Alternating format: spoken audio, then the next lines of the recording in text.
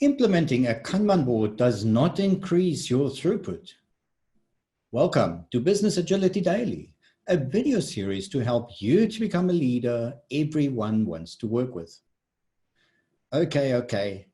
This is probably a bit of a harsh statement and is definitely an oversimplification, but I've seen too many Kanban initiatives that have stalled because people expected them to solve all their problems in one go.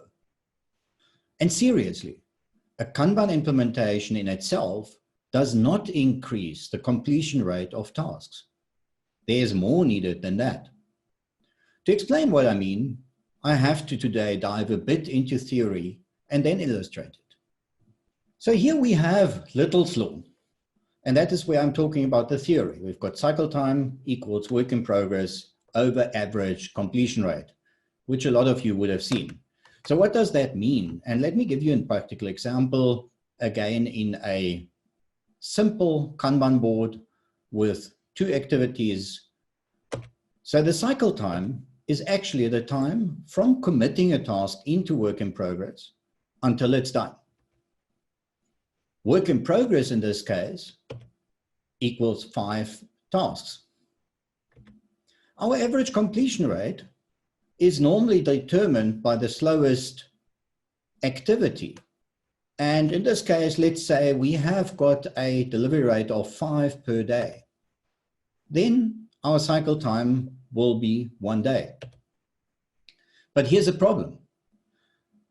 If activity 1 is happening a lot faster than activity 2, then we are going to build up our work in progress in the system. And now, what happens if we, for example, just double our work in progress? And yes, you're right. We're actually doubling our cycle time, but we're not changing a thing on our completion rate. And the big problem there is that with an unbounded system, we will have a work in progress that changes quite a bit or just keeps on climbing. And with that, we'll have quite a bit of cycle time variation.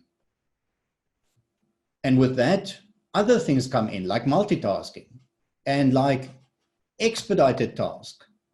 So we have got a cycle time that is very long, and somebody wants to have something quicker, so they expedite it, and everything else has to wait.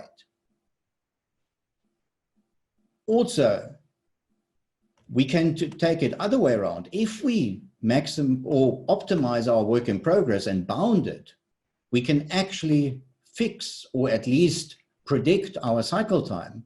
And with that, the other things like multitasking and expedited tasks are going away or becoming a lot more controlled. And with that, our delivery rate can change.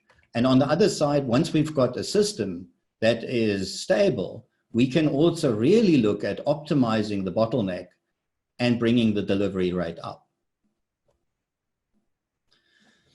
So to summarize why I made the controversial statement at the beginning, a Kanban implementation, and especially the introduction of work in progress limits, doesn't directly influence the cycle time of the system and make it predictable, whilst the completion rate is determined by the slowest activity.